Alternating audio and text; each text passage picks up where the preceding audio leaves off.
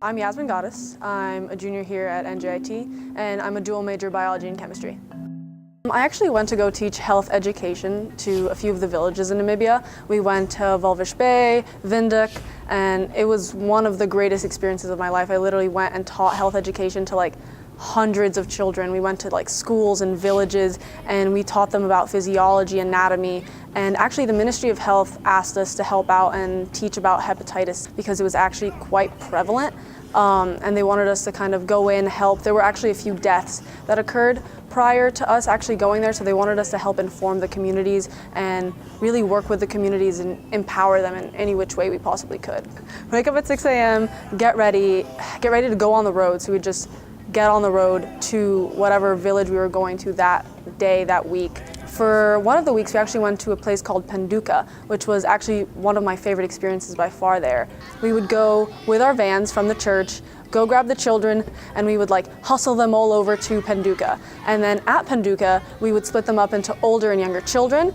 And the older children had their own curriculum, the younger children had their own curriculum, and we would teach them for 4 to 5 hours a bunch of topics: anatomy, physiology, nutrition. We taught them the food plate, disease management, that was also really important, wound management.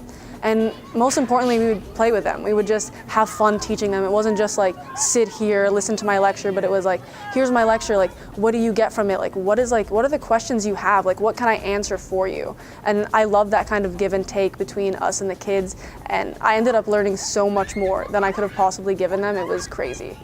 With education, there's no foreseeable end, and I think that's the like amazing thing about it, right? Like you teach someone something, and it's not like you're gonna immediately see results. It's not like I went there and built a water tank and I can see my water tank, but that was exactly what I wanted. That's exactly what I signed up for, something that was sustainable. That was really what mattered, and I really did think that I put my all into it, and I think I did make an impact. I really hope I did make an impact. This trip was honestly like the two biggest sponsors of my trip were my parents, which love them to bits and pieces. They have to support me because I'm their child. And secondarily, the Honors College. They funded my trip in a way that actually made it more feasible for like the minute they put down the money, my parents were like, absolutely, I'll put down the money. Like if your college is sponsoring it, why would I not sponsor it, right?